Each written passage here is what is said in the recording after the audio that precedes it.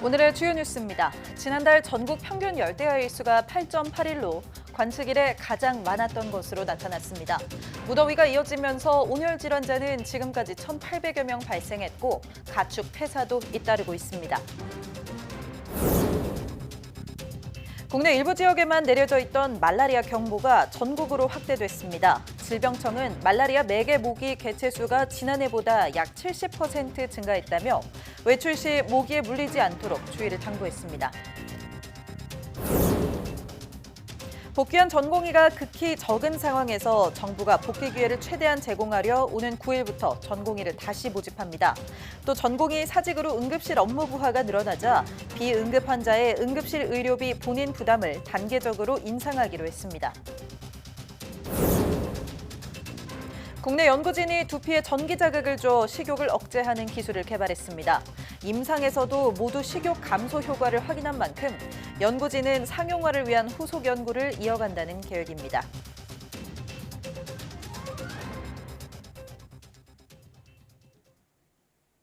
여러분 안녕하십니까? 사이언스 투데이 시작합니다. 지난달 열대야 발생 일수가 역대 가장 많은 것으로 나타났습니다. 기상청은 7월 기후 특성을 발표하면서 지난달 전국 평균 열대야 일수가 8.81로 역대 1위를 기록했다고 밝혔습니다. 이는 폭염이 극심했던 지난 1994년의 8.51과 2018년의 7.11보다 많고 예년보다는 약 3배가량 많은 수준입니다. 특히 더위가 밤까지 이어지며 지난달 말에는 최저기온이 강릉 30.4도, 속초 30.3도를 기록하는 등 15개 지역에서 역대 가장 높은 일 최저기온을 기록했습니다. 기상청은 북태평양 고기압이 평년보다 북서쪽으로 확장하며 우리나라 부근으로 덥고 습한 남서풍이 자주 분대다 하순 후반에는 대기 상층에도 고온 건조한 티베트 고기압이 확장하면서 기온이 더욱 높아졌다고 밝혔습니다. 이 같은 폭염이 전국적으로 계속되면서 온열 질환자와 가축 폐사 등 피해가 잇따르고 있습니다. 행정안전부가 발표한 보고서를 보면 지난 5월 20일부터 누적된 온열 질환자가 1,810명으로 이 가운데 17명이 숨졌습니다. 이와 함께 돼지 2만 7천 마리, 가금류 32만 7천 마리 등 가축 35만여 마리가 무더위에 폐사했고 양식장에서도 넙치 등 약 2만 마리가 폐사한 것으로 집계됐습니다. 충청권의 식수원인 대청호가 지난 장맛비에 떠내려온 쓰레기들로 몸살을 앓고 있습니다. 자칫 연일 이어지고 있는 폭염에 녹조까지 빠르게 퍼질 수 있어 쓰레기 수거 작업에 총력을 기울이고 있습니다. 이성우 기자가 현장을 다녀왔습니다. 충청권 주민들이 식수원으로 사용하는 대청호 상류입니다. 호수 주변에 각종 쓰레기가 산더미처럼 떠밀려 왔습니다. 굴착기가 호수에서 쓰레기를 건져 올려 화물차에 싣기를 반복하지만 호수 위에 떠 있는 쓰레기는 좀처럼 줄지 않습니다. 나뭇가지 등이 대부분이지만 스티로폼과 페트병 등 각종 생활 쓰레기도 뒤섞여 있습니다. 쓰레기를 가까스로 막고 있는 건 길이 1km에 가까운 대형 차단막. 차단막에 가로막힌 쓰레기를 배를 타고 나가 그물에 묶어 육지 쪽으로 옮기는 방식으로 쓰레기를 걷어들입니다. 청풍정 있는 쪽하고 합쳐가지고 한 4군데가 아직 남았어요. 4군데가 남았는데 그거는 이 앞에 부분이 일단 치워져야 또 다음 쓰레기가 들어오고 그렇게 하거든요. 걱정거리는 쓰레기만이 아닙니다. 제 뒤로 보시는 것처럼 지난 장맛비에 각종 오염물질이 대청호로 떠내려왔습니다. 문제는 지금처럼 폭염이 지속된다면 녹조 발생이 더 우려된다는 점입니다. 벌써 대청호 주변 수변은 초록빛이 감돌고 군데군데 녹조가 뭉쳐있기도 합니다. 특히 수심이 상대적으로 얕은 치수탑 인근에 녹조가 먼저 모습을 드러내면서 한국수자원공사는 녹조 제거 선박을 투입해 녹조를 제거하고 있습니다.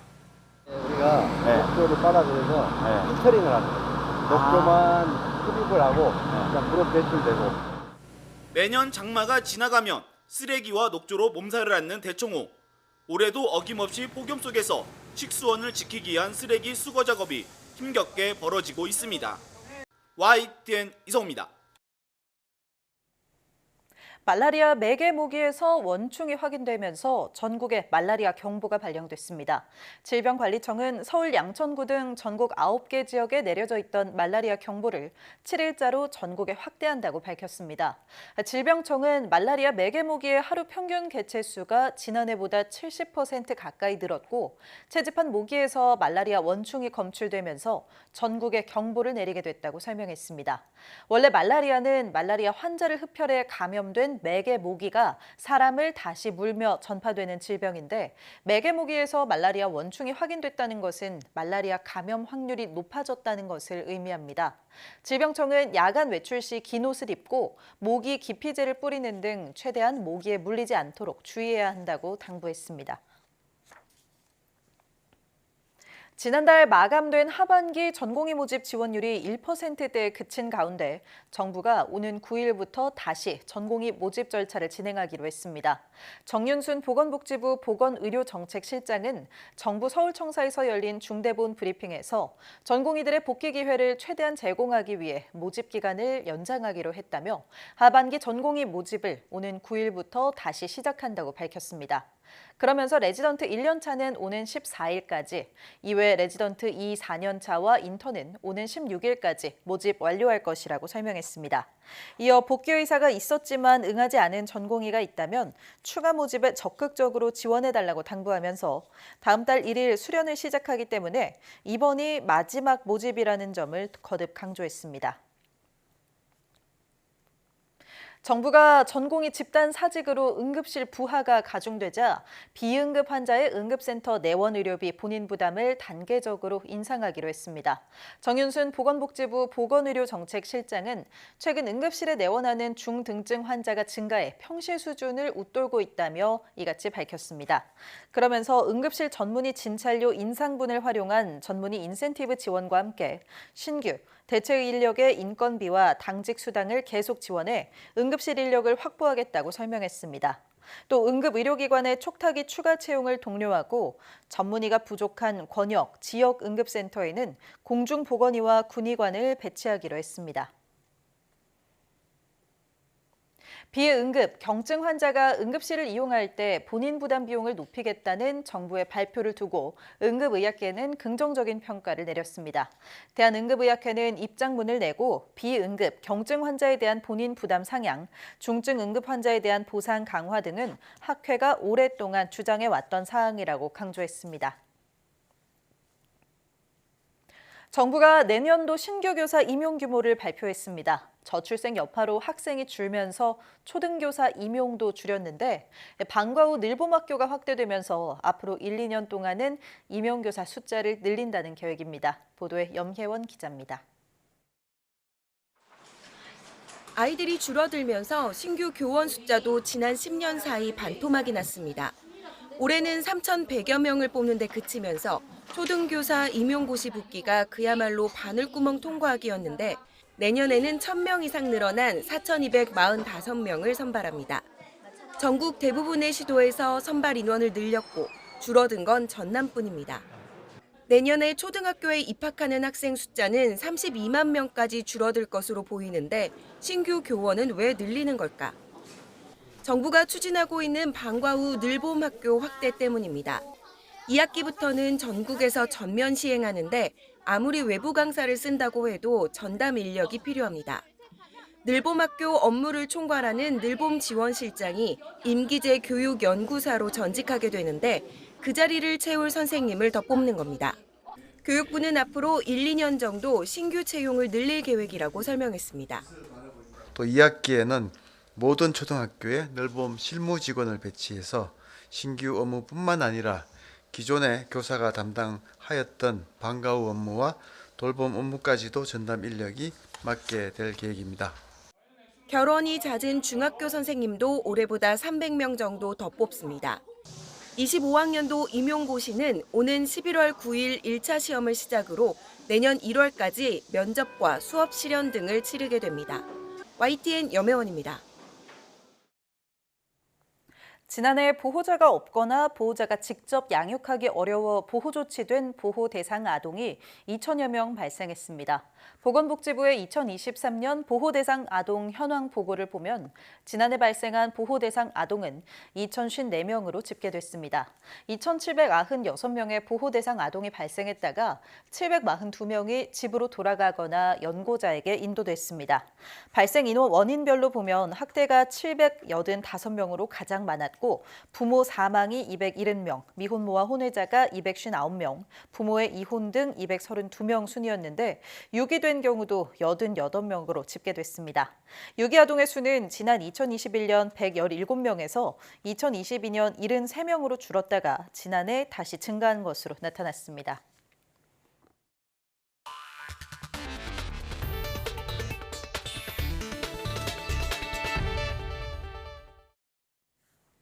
전 세계 인구 8명 중 1명이 과체중인 현대사회에서 비만약 시장은 빠르게 성장하고 있습니다. 화학적 치료제는 효과가 뛰어나지만 장기간 복용하면 부작용 위험 또한 커져 꺼리는 분들이 많은데요. 국내 연구진이 이 전기 자극을 통해 식욕을 억제하는 기술을 개발해 이러한 문제 해결에 나섰습니다. 취재 박나연 기자입니다. 전극을 머리카락 사이로 넣어 두피와 밀착시킵니다. 전기 자극을 준 뒤 원하는 부위에 제대로 전달됐는지 모니터를 통해 두뇌 활성 변화를 확인합니다. 이렇게 두피에 전기 자극을 주면 식욕 억제를 유도할 수 있다는 사실을 국내 연구진이 밝혀냈습니다. 한국전기연구원이 개발한 경두계 불규칙 신호자극 기술은 원하는 특정 부위에 알맞은 전기 자극을 정확히 전달하는 게 핵심입니다. 대뇌 전두엽 중 계획을 수행하는 배외측전 전두엽의 피질에 전기 자극을 주자 식욕 억제 효과가 나타난 겁니다. 과거에 개발되었던 기술들은 직류를 자극하거나 교류를 자극하는 그런 기술인데 이번에 저희가 개발한 기술은 불규칙 신호로 자극하는 기술입니다. 연구진은 기존 전기 자극기를 이용해 기술 검증을 위한 임상시험도 진행했습니다. 임상 지원자 60명을 대상으로 6번의 전기 자극을 시행한 결과 치료를 받은 그룹에서 식욕, 먹고자 하는 의향, 배고픔이 모두 감소했습니다. 밤에 항상 매운 음식이 땡기는 편인데 이 실험에 참가하고 나서는 그래도 야식이 좀 덜 땡기는 것 같아요. 연구진은 또 개발한 전기 자극 치료가 스트레스를 먹는 행동으로 푸는 등의 감정적 섭식 치료에도 도움된다는 사실을 증명했습니다. 이번 연구가 더 발전한다면 간단한 형태의 웨어러블로 가정용으로도 편안하게 집에서 체중 관리를 할 수 있을 것 같습니다. 연구진은 개발한 기술의 식욕 억제 효과가 확인된 만큼 상용화를 위한 추가 임상 연구를 이어간다는 계획입니다. 또 기업체와의 협의를 통해 이르면 2026년 안에 기술 이전이 가능할 것으로 기대했습니다. YTN 사이언스 박나연입니다. 반도체 수출이 인공지능 수요와 가격 상승 영향에 호조세를 보이며 우리나라 올해 상반기 경상수지 흑자액이 377억 3천만 달러를 기록하며 역대 세 번째로 컸습니다. 다만 하반기 들어서는 미국의 경기 침체와 지정학적 위험 등으로 흑자액이 다소 줄어들 수 있을 것으로 전망됐습니다. 류환홍 기자가 보도합니다. 반도체 수출이 계속 증가하면서 6월 경상수지가 6년 9개월 만에 최대인 122억 6천만 달러를 기록했습니다. 반도체 수출액이 1년 전보다 50% 이상 증가했고 IT 기기와 석유 제품 수출이 뒤를 받치면서 서비스 수지 적자가 확대됐지만 상품 수지 흑자가 더 큰 폭으로 확대됐습니다. 상반기 기준으로 경상수지 흑자액은 예상치보다 100억 달러나 많은 377억 달러에 달해 역대 세 번째로 컸습니다. 다만 내수 경기 부진 탓에 수입이 크게 감소한 영향도 있는 만큼 하반기 경기가 조금씩 나아지며 제조 장비와 항공기 등 수입이 증가하면 흑자 폭은 줄어들 가능성이 있습니다. 또한 주요 수출국인 미국 경기 침체 우려와 중동 전운 고조 등이 하반기 변수로 꼽혔습니다. 미국 경기라든가 AI 관련 투자 관련 이제 둔화 가능성, 그다음에 주요국 통화 정책 방향, 그다음에 이제 그런 지정학적 리스크 등에 대한 좀 전개 양상을 좀 지켜볼 필요가 있겠다. 미국 금리 인하 기대감 속에 우리 국민의 해외 주식 투자가 증가하면서 6월 증권 투자액은 66억 3천만 달러 증가했고 반면 외국인 국내 투자액은 23억 9천만 달러 감소했습니다. 엔저 현상의 일본 여행객이 계속 늘면서 만성적자인 여행 수지는 9억 달러로 소폭 확대됐습니다. 일본의 금리 인상으로 엔화 가치가 오르고 있어 하반기 들어서는 여행 수지가 소폭 개선될 것으로 전망됐습니다. YTN 유환홍입니다. 티몬과 위메프의 미정산 금액이 1조 원에 이를 것으로 추정됩니다. 정부는 지자체 정책자금 6천억 원을 추가해 1조 2천억 원 규모 유동성을 공급하기로 했습니다. 이승은 기자가 정부 대책을 종합했습니다. 지난 1일 기준 티몬과 위메프의 미정산 금액은 2,783억 원, 피해를 입은 판매업체는 3,395개입니다. 두 달이 넘었던 티몬과 위메프의 정산 기한을 감안하면 총 피해 규모는 1조 원에 이를 것으로 추산됩니다. 1차 대책에서 긴급 경영안정자금 5,600억 원 지원을 밝힌 정부는 지자체 재정 6천억 원도 추가 투입된다고 밝혔습니다. 판매 대금을 받지 못해 어려움을 겪는 피해 업체에 대해서는 중앙정부와 지자체가 합심하여 약 1.2조 원의 유동성을 신속하게 공급하겠습니다. 정부 자금은 9일부터 신청을 받습니다. 소상공인 시장진흥공단과 중소기업벤처진흥공단은 3%대 금리로 2천억 원을, 신용보증기금과 기업은행은 금리 4% 안팎으로 3천억 원 규모 대출을 시행합니다. 피해 기업은 기존 대출이나 보증에 대해 최대 1년 만기 연장이나 상환 유예를 적용받을 수 있습니다. 소비자 피해와 관련해서는 일반 상품 환불은 이번 주 안에 마치고 여행이나 숙박, 항공권 분야는 다음 주에 분쟁 조정 절차를 개시합니다. 사태 재발을 막기 위해 규제도 강화합니다. 이커머스와 전자지급 결제 대행사, 피지사의 정산 기한을 법제화하는데 대규모 유통업법 기준인 40일에서 60일보다 짧게 설정할 계획입니다. 판매 대금을 별도로 관리하도록 의무화하고 피지사에 대한 관리 감독도 강화합니다. 상품권 발행업체도 선불 충전금을 전액 별도로 관리하도록 할 계획입니다. 정부는 이달 안에 구체적 법안을 마련해서 국회에 제출할 계획입니다. YTN 이승은입니다. 11번가가 소상공인들의 정산 일정을 앞당기기로 했습니다. 상품 배송이 완료된 다음 날 정산 금액의 70%를 먼저 주고 나머지 30%는 고객이 구매를 확정한 다음 날 지급하는 방식입니다. 11번가는 오는 11일부터 열흘 동안 진행되는 할인 행사에 참여하는 모든 소상공인과 판매자를 대상으로 이 서비스를 적용하기로 했습니다. 이는 기존 방식보다 일주일 정도 빨리 대금을 정산받을 수 있어 판매자들의 원활한 자금 회전에 큰 도움이 될 것이라고 설명했습니다. 정부가 내년 3월부터 클릭 한 번에 내 정보를 내가 지정한 사업자에게 이동시킬 수 있는 마이데이터 사업을 시행합니다. 그런데 개인정보보호위원회가 데이터 유통 대상을 전 세계 처음으로 유통업까지 확대하면서 개인정보 유출 우려가 커지고 있습니다. 보도에 김현아 기자입니다. 지난달 중국 이커머스 알리가 중국 18만 사업자에게 우리 국민의 개인정보를 무단으로 넘겨 과징금 19억 원을 부과받았습니다. 개인정보보호위원회는 넘어간 개인정보는 삭제된다고 했지만 실제로 확인할 방법은 없습니다. AS라든지 환불이라든지 이런 그 이유 때문에 일정 기간을 보관하고 그 이후에는 이제 파기되는 관계이기 때문에 그 이후의 단계까지 저희가 확인은 하기 어려운 점이 있었습니다. 고객 개인정보 유출 우려는 내년 3월 마이데이터 사업 확대로 한층 심각해질 전망입니다.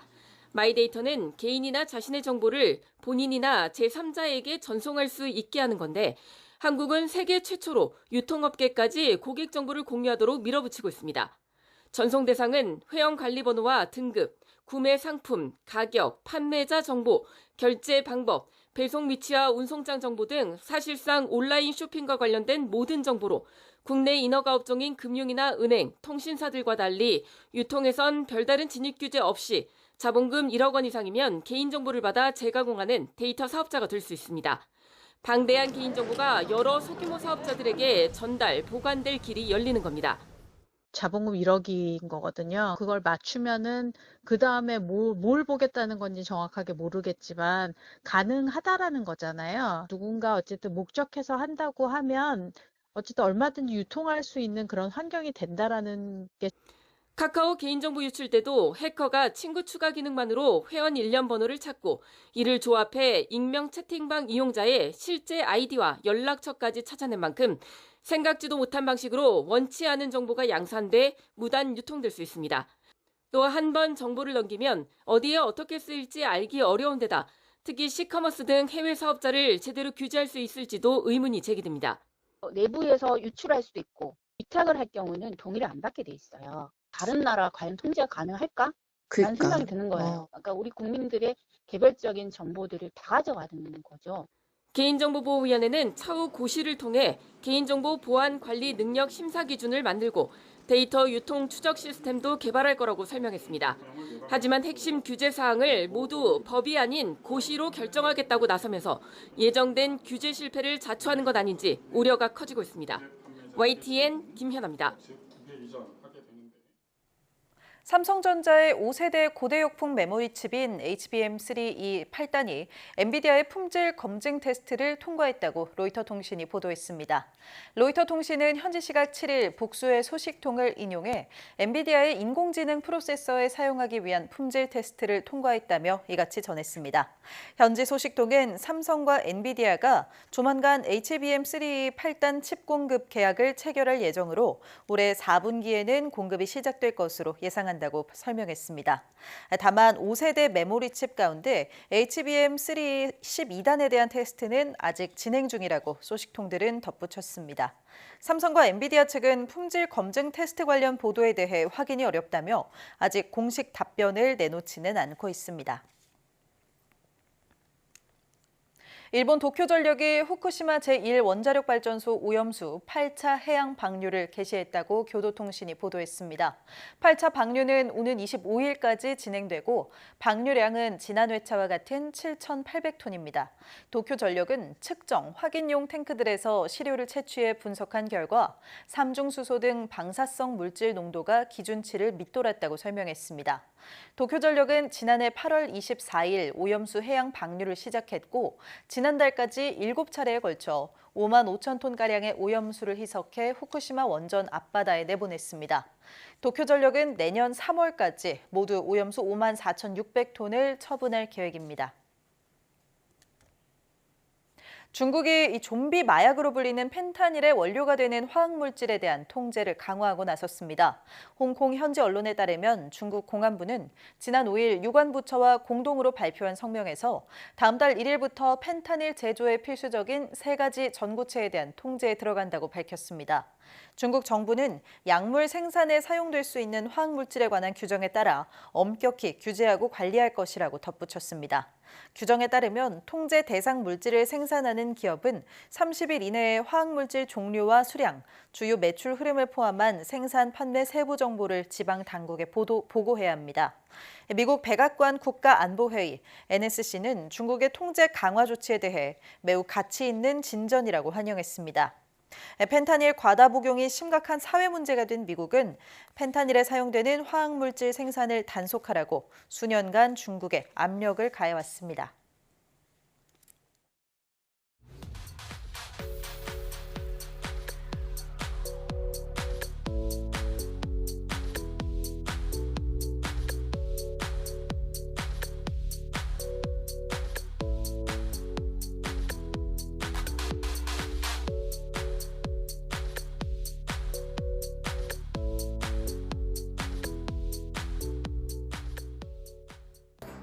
한두 번의 클릭만으로 내 모든 계좌의 잔액을 확인하고 또 부동산까지 더해진 총 자산까지 한 번에 확인할 수 있는 마이데이터 사업. 편리함이 크지만 앞서 전해드린 것처럼 유통 분야로의 시행 확대를 앞두고 우려의 목소리가 나오고 있습니다. 지난해 말 기준으로 누적 가입자 수가 1억을 돌파한 만큼 보안이 허술해지면 큰 문제가 될 수 있는데요. 더 많은 의견을 수용해 보다 촘촘한 정책 수립이 필요해 보입니다. 뉴스 마칩니다. 고맙습니다.